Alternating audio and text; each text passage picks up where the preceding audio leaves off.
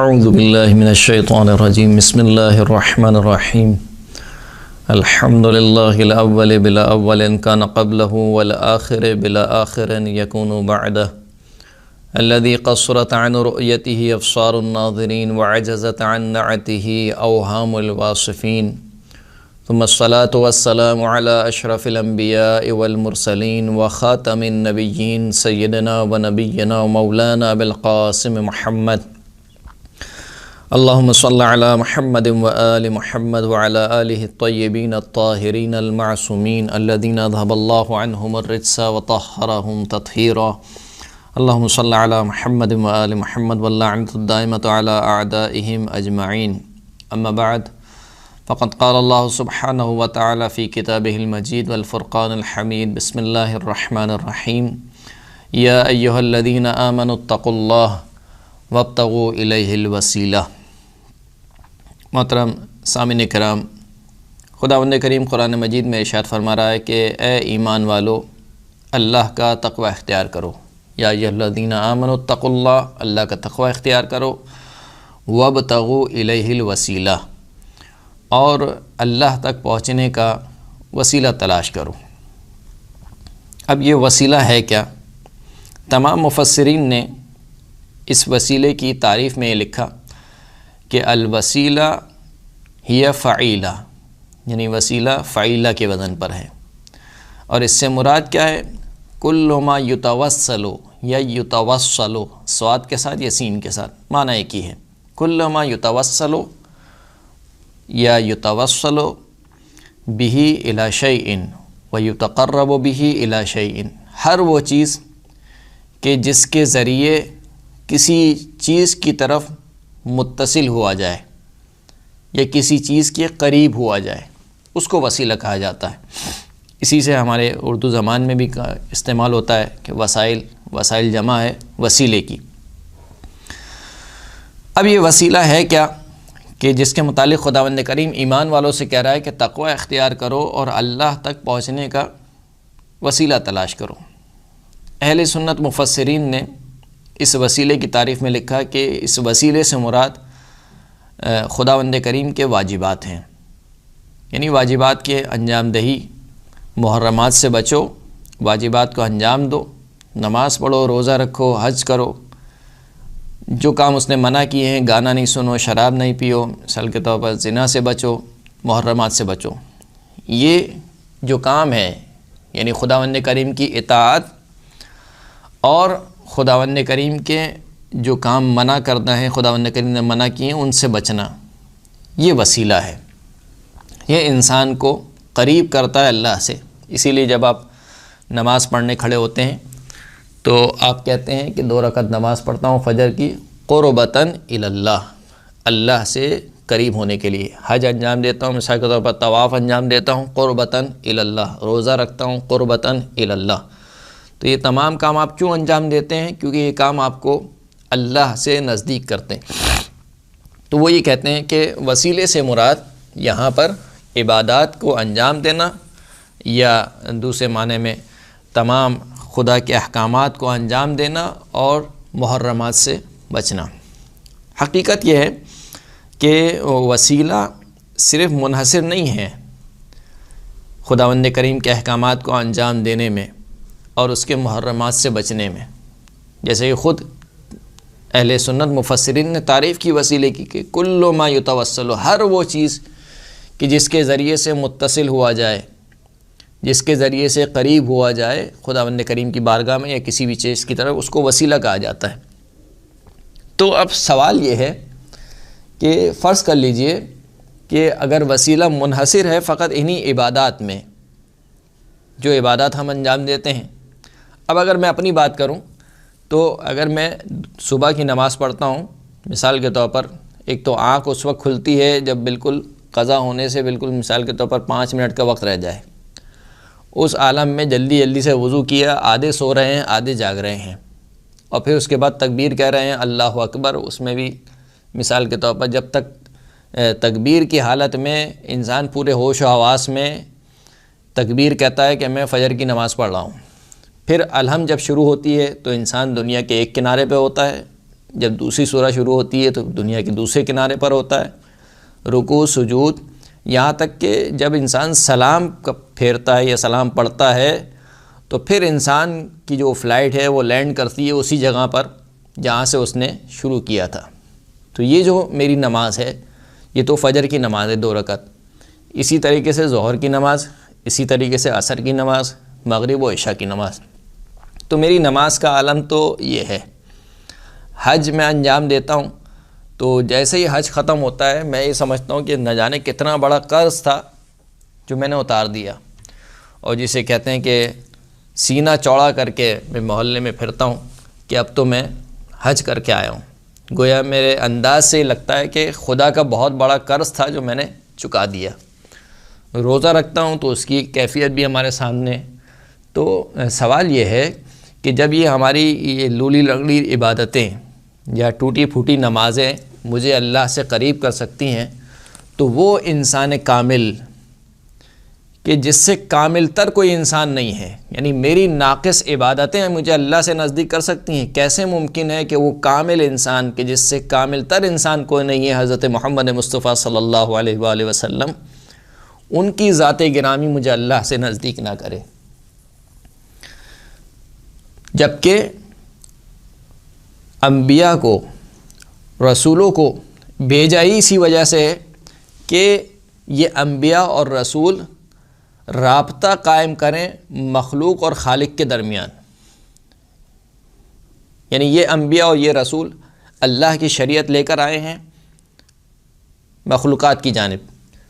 اور مخلوقات ان کے ذریعے سے یہ پہچانتی ہیں کہ اللہ کی رضا کیا ہے اور اللہ کی ناراضگی کیا ہے۔ یعنی میرا سوال یہ ہے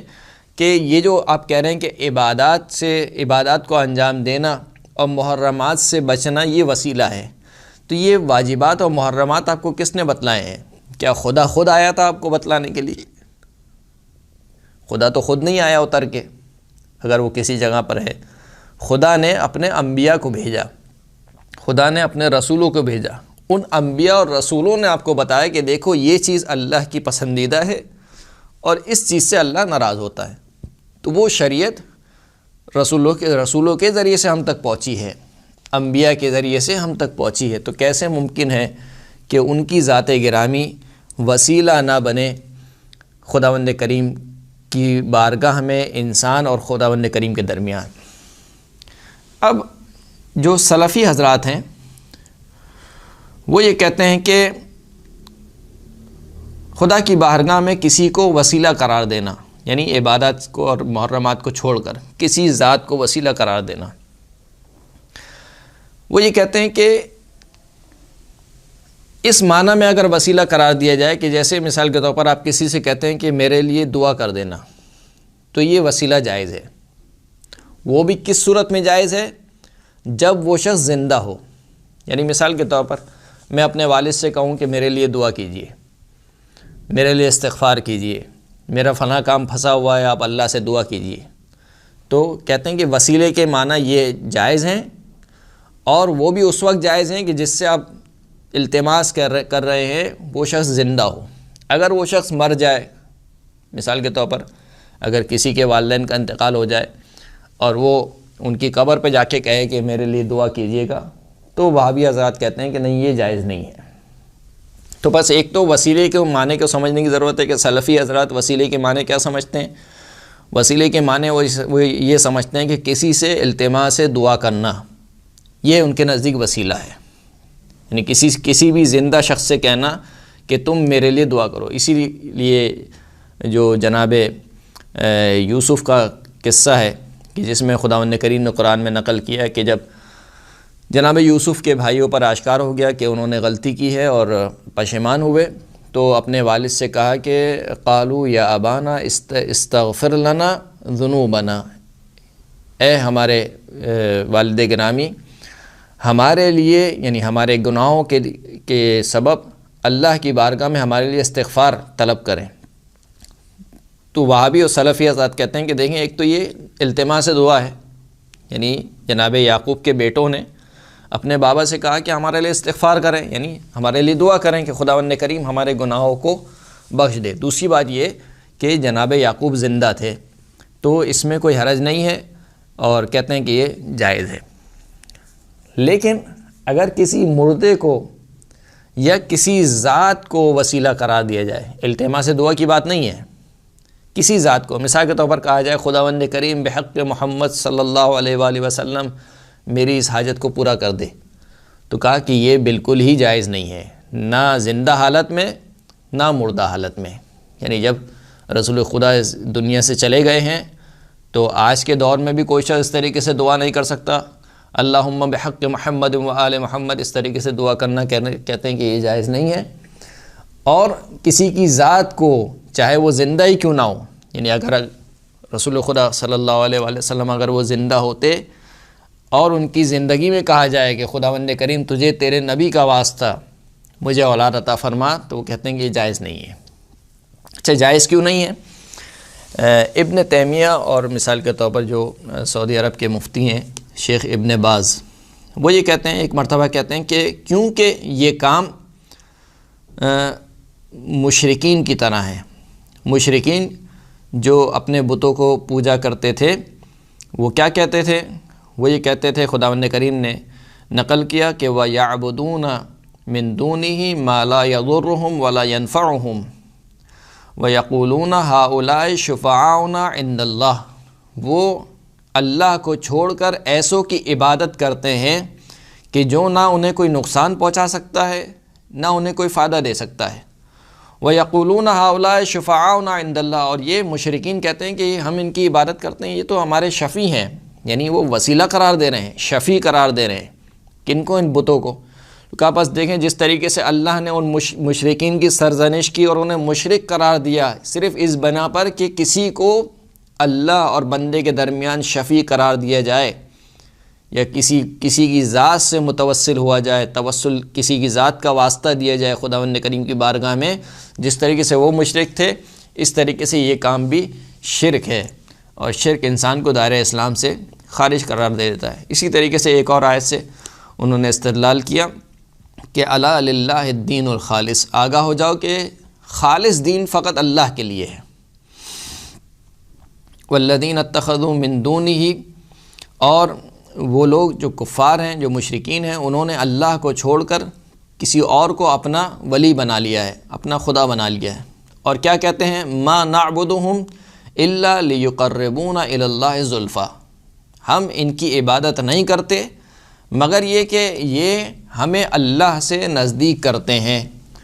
تو کہتے ہیں بس جس طریقے سے آپ کہہ رہے ہیں کہ رسول اللہ آپ کو نزدیک کر رہے ہیں اللہ کی بارگاہ میں، مشرکین بھی یہ کہتے تھے اپنے بتوں کے متعلق کہ وہ ان کو اللہ کی بارگاہ میں نزدیک کر رہے ہیں۔ بس اللہ کے درمیان اللہ کی بارگاہ میں کسی کو وسیلہ قرار دینا یا کسی کو شفیع قرار دینا اس وجہ سے کہ وہ آپ کو اللہ سے قریب کر رہا ہے، یہ مشرکانہ عمل ہے اور یہ شرک ہے۔ تو ان دونوں آیتوں کا جواب یہ ہے کہ ان دونوں آیتوں کے ابتدا میں پہلی والی آیت میں کہا کہ وَيَعْبُدُونَ مِن دُونِهِ مَا لَا يَضُرُّهُمْ وَلَا يَنْفَعُهُمْ، وہ عبادت کرتے تھے، کس کی؟ اللہ کو چھوڑ کر ایسے بتوں کی عبادت کرتے تھے کہ جو نہ ان کو نفع دے سکتا ہے نہ ان کو نقصان پہنچا سکتا ہے، بس وہ عبادت کرتے تھے۔ تو اللہ جو یہاں پر سرزنش کر رہا ہے وہ اس وجہ سے نہیں کر رہا ہے کہ انہوں نے بتوں کو شفیع بنایا ہے یا بتوں کا واسطہ دیا ہے، بلکہ اس وجہ سے سرزنش ہو رہی ہے یہاں پر کہ وہ عبادت کر رہے ہیں، البتہ کہ عبادت کی وجہ وہ یہ بیان کرتے ہیں کہ یہ ہمارے شفیع ہیں، یعنی گویا ایک بڑا خدا ہے اور ایک چھوٹا خدا ہے، یہ چھوٹا والا جو خدا ہے یہ ہماری شفاعت کرے گا بڑے خدا کی بارگاہ میں، ان کا عقیدہ یہ تھا، لیکن وہ اس کو خدا مان کر اس کی عبادت کر رہے تھے، اسی لیے کہا کہ وَيَعْبُدُونَ مِن دُونِهِ مَا لَا يَضُرُّهُمْ وَلَا يَنْفَعُهُمْ، وہ عبادت کرتے تھے۔ عبادت کے معنی کیا ہیں؟ عبادت کے معنی یہ ہیں جو لغت میں عبادت کی تعریف کی گئی کہ کسی کے سامنے ذلت کا اظہار کرنا، تواضع کا اظہار کرنا، یہ عبادت ہے۔ البتہ یہ ناقص تعریف ہے، کیونکہ اگر فقط ذلت کا اظہار کرنا یا تواضع کا اظہار کرنا عبادت ہوتا تو خود خداوند کریم قرآن مجید میں ارشاد فرما رہا ہے کہ وَاخْفِضْ لَهُمَا جَنَاحَ الذُّلِّ، اپنے والدین کے سامنے ذلت کا اظہار کرو، تواضع کا اظہار کرو۔ تو کیا خداوند کریم والدین کی عبادت کا حکم دے رہا ہے؟ نعوذ باللہ۔ تو اس کا مطلب ہے کہ فقط تواضع کا اظہار کر لینا یا فقط ذلت کا اظہار کر لینا یہ عبادت نہیں ہے، بلکہ عبادت کیا ہے؟ عبادت یہ ہے کہ کسی کو معبود سمجھتے ہوئے، خالق اور رازق سمجھتے ہوئے اس کے سامنے اظہار تواضع اور اظہار ذلت کرنا، یہ عبادت کی تعریف ہے۔ تو وہ کہہ رہے ہیں کہ وَيَعْبُدُونَ، وہ عبادت کیا کرتے تھے، یعنی کیا مطلب؟ یعنی اپنے بتوں کو معبود سمجھتے تھے، اپنے بتوں کو یہ سمجھتے تھے کہ یہ خدا کے علاوہ، مثال کے طور پر اگر ہمیں کوئی اولاد دے سکتا ہے تو فقط یہی ہے جو اولاد دے سکتا ہے، یہی ہے جو ہمیں شفا دے سکتا ہے۔ تو کیونکہ وہ عبادت کیا کرتے تھے اور اپنی عبادت کی علت یہ بیان کرتے تھے کہ یہ ہمارے شفیع ہیں۔ اسی طریقے سے دوسری والی آیت میں بھی مَا نَعْبُدُهُمْ، ہم ان کی عبادت نہیں کرتے، انہوں نے اپنی عبادت کو توجیہ کیا، یعنی جب کسی نے ان سے پوچھا کہ بھائی تم ان کی عبادت کیوں کرتے ہو، ان کو خدا کیوں مانتے ہو، تو کہا کہ ہم ان کی عبادت اس وجہ سے کرتے ہیں کہ یہ ہمیں اللہ سے نزدیک کرے۔ تو بس اس کا مطلب یہ ہے کہ وہ اللہ کے مقابل میں کسی کو اللہ مانتے تھے، جیسے میں نے کہا کہ ایک بڑا خدا ہے، ایک چھوٹا خدا ہے، اس چھوٹے خدا کی پرستش کرتے تھے تاکہ یہ چھوٹا والا خدا انہیں بڑے خدا کی بارگاہ میں ان سے قریب کر دے، یا بڑے والے خدا کی بارگاہ میں ان کا شفیع بن جائے۔ تو بس یہ الہ سمجھ کر، معبود سمجھ کر ان کی عبادت کرتے تھے، اور بلا شبہ اس میں کوئی شک نہیں ہے کہ اگر خدا کے علاوہ کسی کی عبادت کی جائے، چاہے اس عنوان سے کی جائے کہ یہ میرا شفیع ہے اللہ کی بارگاہ میں، یا یہ مجھے اللہ کے نزدیک کر دے گا، اس میں کوئی شک نہیں ہے، کوئی دو رائے نہیں ہے کہ یہ کام مشرکانہ ہے اور اس کا انجام دینے والا مشرک ہے۔ لیکن سوال یہ ہے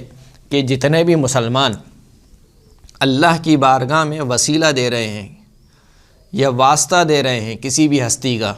مثال کے طور پر رسول خدا کا واسطہ دے رہے ہیں، تو کیا وہ رسول خدا کی عبادت کرتے ہیں؟ پہلے تو یہ ثابت کریں۔ بھائی عبادت نہیں کرتے ہیں، فقط یہ کہتے ہیں کہ اے پروردگار تیری بارگاہ میں تجھے تیرے نبی کا واسطہ دیتے ہیں کہ ہمارے گناہوں سے درگزر فرما۔ تو اس میں عبادت کہاں سے آ گئی؟ اس میں کوئی عبادت نہیں ہے۔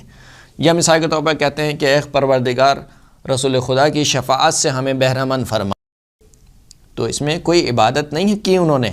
یعنی اس عنوان سے رسول خدا کی ذات گرامی کو شفیع قرار نہیں دیا کہ نعوذ باللہ رسول خدا معبود ہیں یا خدا کو چھوڑ کر ایک دوسرے خدا ہیں جو ہمیں بڑے خدا سے ملوا دے گا، ایسا نہیں ہے۔ تو بس یہ دونوں آیتیں کسی بھی طریقے سے وسیلے کے انکار کے اوپر یا کسی کو شفیع قرار دینے کے انکار کے اوپر دلالت نہیں کرتی۔ اور اگر ایسا ہوتا تو جس طریقے سے خود سلفی حضرات یہ کہتے ہیں کہ رسول خدا کی ذات گرامی شفیع ہے اپنی حیات سے پہلے اور اپنی حیات کے بعد، یعنی قیامت میں، کیونکہ روایات موجود ہیں، مسلمہ روایات موجود ہیں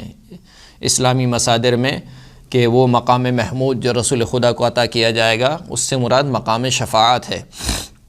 اور تمام مسلمان اس بات پر متفق ہیں۔ اسی وجہ سے جو سلفی حضرات جو شفاعت کے منکر ہیں، وہ فقط اس دنیا میں جب رسول خدا چلے گئے ہیں اس وقت ان کو شفیع قرار دینے یا وہ شفاعت کر سکتے ہیں یا نہیں کر سکتے، اس زندگی میں وہ کہتے ہیں کہ ابھی جب رسول خدا اس دنیا میں موجود نہیں ہے تو وہ شفیع نہیں قرار پا سکتے اور وہ کسی کی شفاعت نہیں کر سکتے، لیکن یہ کہ وہ قیامت میں شفاعت کریں گے۔ تو ہمارا سوال یہ کہ شفاعت کریں گے تو جو آیتیں ابھی منطبق ہو رہی ہیں کیا وہ قیامت میں منطبق نہیں ہوں گی؟ کیا قیامت میں اگر کوئی شخص کہے کہ یا رسول اللہ میری شفاعت کیجئے تو کیا نعوذ باللہ اس نے شرک کیا؟ تو اگر ابھی شرک ہے تو اس وقت بھی شرک ہوگا، اور اگر اس وقت شرک نہیں ہے تو ابھی بھی شرک نہیں ہوگا۔ تو ایک بات تو یہ ہو گئی، یعنی ایک جواب یہ ہو گیا کہ اگر وہ یہ کہتے ہیں کہ یہ کام مشرکانہ ہے تو یہ کام مشرکانہ نہیں ہے، مشرک جو کام کیا کرتے تھے وہ کام بالکل مختلف ہے۔ اور دوسری بات یہ کہ اگر کوئی کام ظاہر میں مشرکین سے ملتا جلتا ہو تو اس کا یہ مطلب نہیں ہے کہ وہ کام بالکل مشرکین جیسا ہے اور اس کا انجام دینے والا مشرک ہو گیا۔ مثال کے طور پر اگر خداوند کریم کہہ رہا ہے کہ ملائکہ سے کہا کہ اے ملائکہ آدم کو سجدہ کرو، تو اب سب کے سب سجدے میں گر گئے۔ اب یہ سجدہ جو جسے کہنا چاہیے کہ تواضع کا عالی ترین اظہار سجدہ ہے، یعنی انسان تواضع، بہت سے طریقے ہیں کہ انسان تواضع کا اظہار کر سکتا ہے۔ سلام کے ذریعے جھک کر، مثال کے طور پر رکوع کر کے، لیکن سجدہ جو ہے وہ عالی ترین اظہار ہے۔ اگر آپ کسی کے سامنے سجدہ ریز ہو جائیں تو یہ تواضع کا عالی ترین اظہار ہے، لیکن اس کے باوجود خداوند کریم کہہ رہا ہے کہ اے ملائکہ آدم کو سجدہ کرو۔ تو کیا نعوذ باللہ ملائکہ نے آدم کی عبادت کی؟ کوئی بھی نہیں کہتا کہ ملائکہ نے آدم کی عبادت کی، بلکہ یہ بالکل اسی طریقے سے جیسے مسلمانوں کو حکم دیا گیا کہ قبلے کی طرف رخ کر کے نماز پڑھو، تو کیا ہم قبلے کی عبادت کرتے ہیں، یعنی خانہ کعبہ کی عبادت کرتے ہیں، یا اللہ کی عبادت کرتے ہیں؟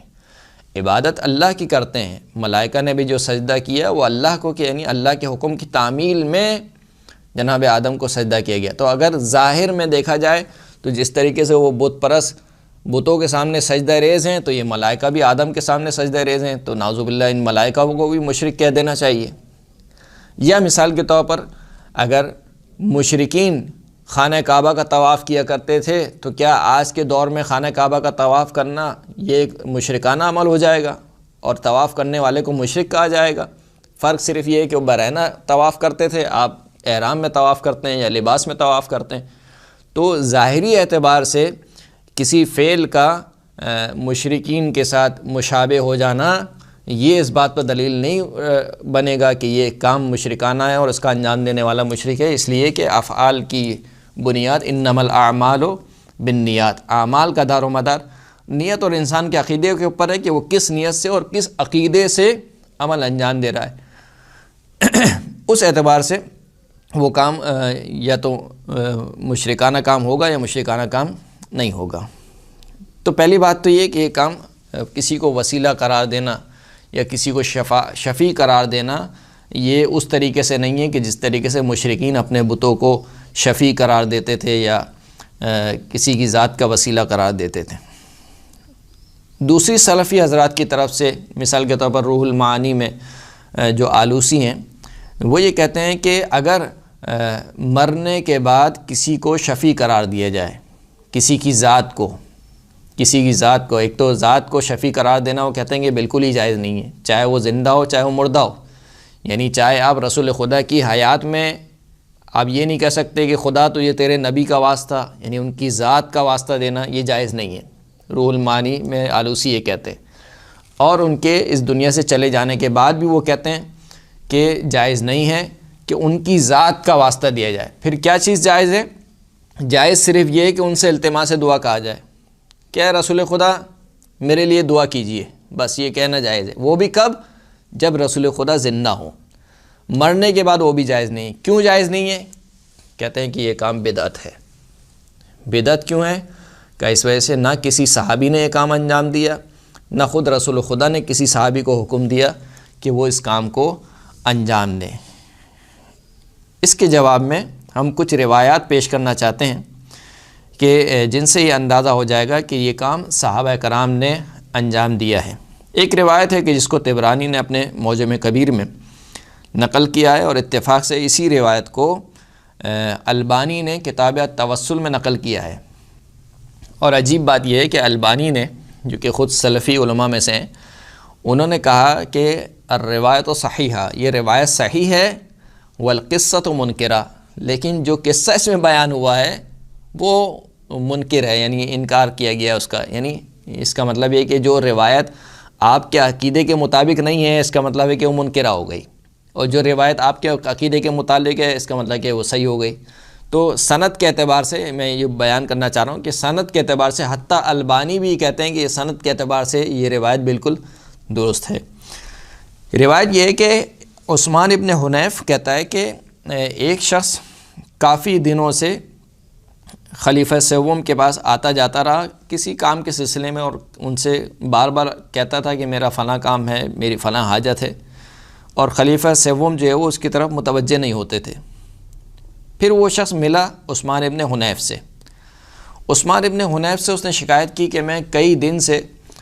خلیفہ سوم کے پاس جا رہا ہوں اور ان سے اپنی حاجت طلب کرتا ہوں، لیکن وہ میری طرف متوجہ نہیں ہوتے۔ عثمان ابن حنیف نے اس سے کہا، اس شخص سے کہا کہ ائت المیقات فتوضأ ثم ات المسجد فصل فیہ رکعتین ثم قل۔ عثمان ابن حنیف نے اس شخص سے کہا کہ وضو کے لیے کوئی پانی یا برتن لے کر آؤ، وضو کرو اور پھر مسجد نبوی میں نماز پڑھو، 2 رکعت نماز پڑھو۔ ثم قل، جب نماز پڑھ چکو تو پھر خدا کی بارگاہ میں اس طریقے سے دعا کرو، اللہم انی اسألک و اتوجہ الیک بنبینا محمد صلی اللہ علیہ وآلہ نبی الرحمہ،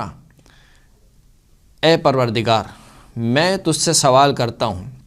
وَأَتَوَجَّهُ إِلَيْكَ، اور تیری طرف متوجہ ہوتا ہوں، کس کے وسیلے سے؟ بِنَبِيِّنَا،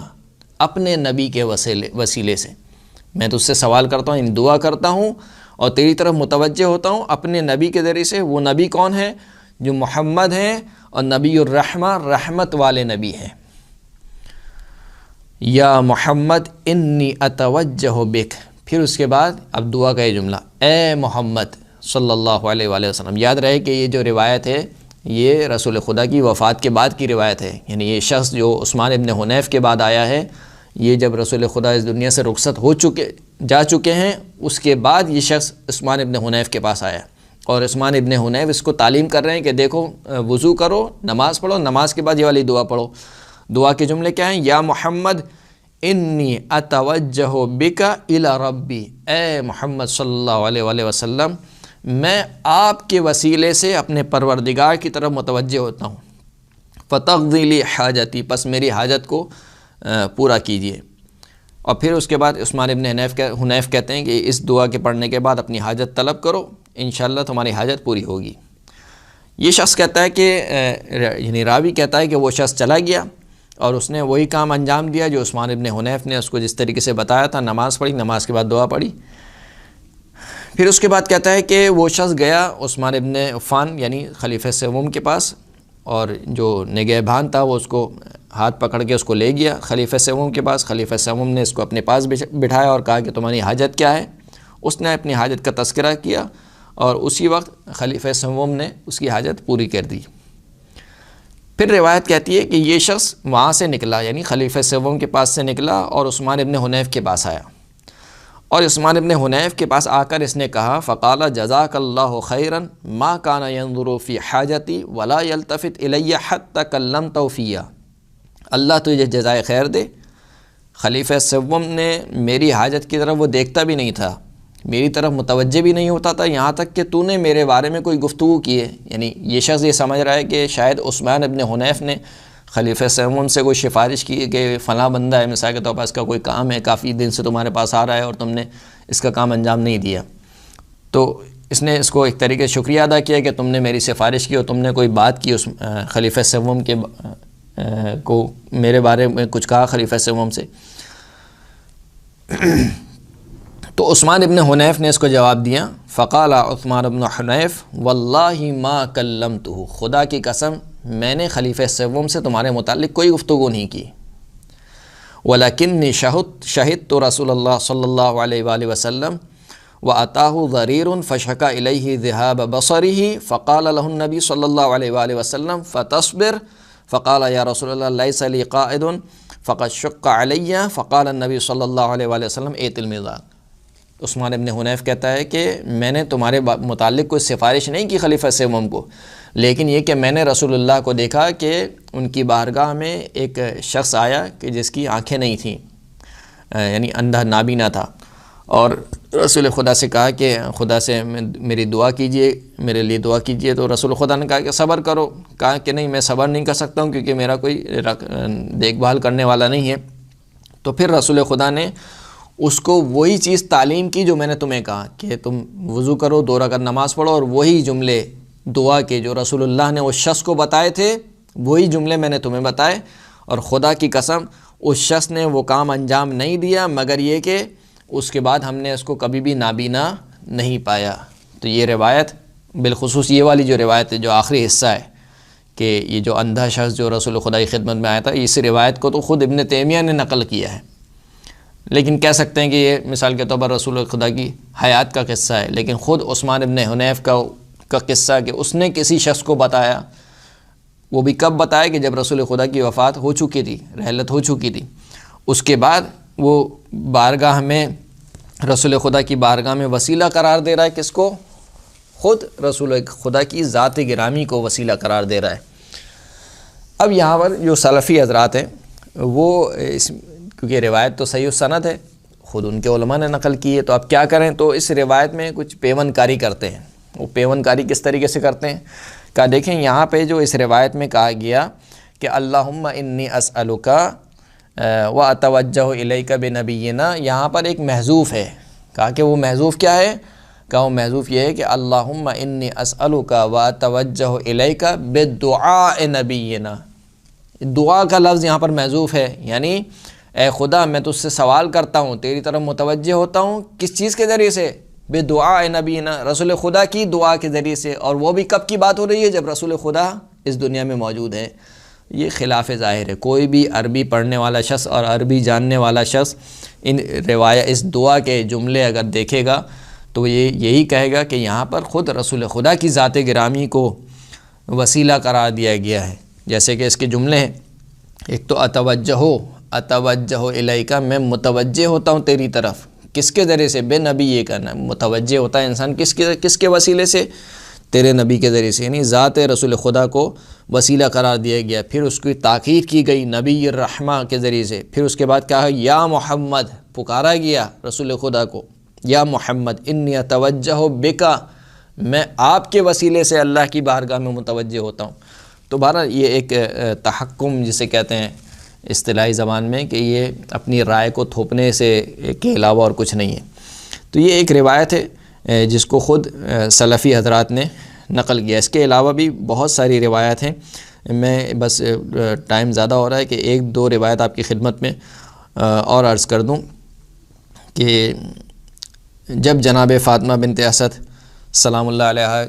اس دنیا سے رخصت ہوئیں تو رسول خدا کے اوپر بہت گرا تھا ان کا رخصت ہونا۔ رسول خدا نے ان کی قبر بنوائی اور خود بنفس نفیس ان کی قبر میں اترے اور اپنے پیراہن مبارک میں جناب فاطمہ بنت اسد کو کفن دیا اور ان کی لحد بنائی اور الفاظ کہے کہ یا امی بعد امی، اے میری ماں کے بعد میری ماں، یعنی فاطمہ بنت اسد وہ ہیں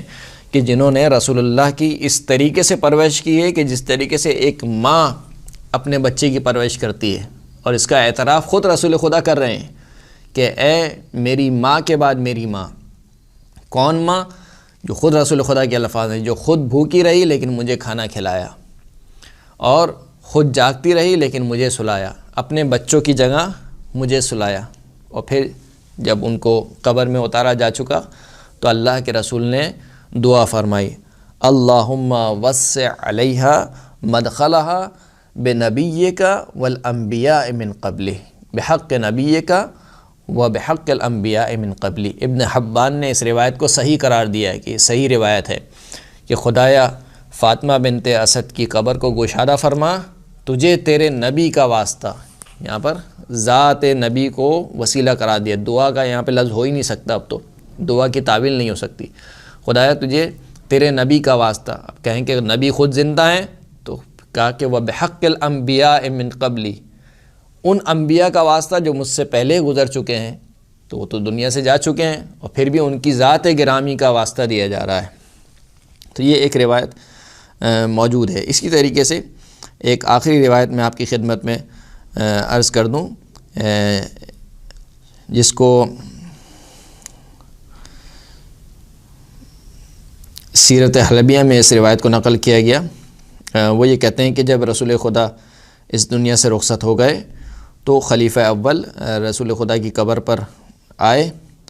اور آنے کے بعد کہا کہ کچھ الفاظ کہے کہ طبت حیا و میتا، کہ آپ کی زندگی بھی پاک و پاکیزہ تھی اور آپ کا مرنا بھی پاک و پاکیزہ ہے، یعنی آپ مرنے کے بعد بھی پاک و پاکیزہ ہیں۔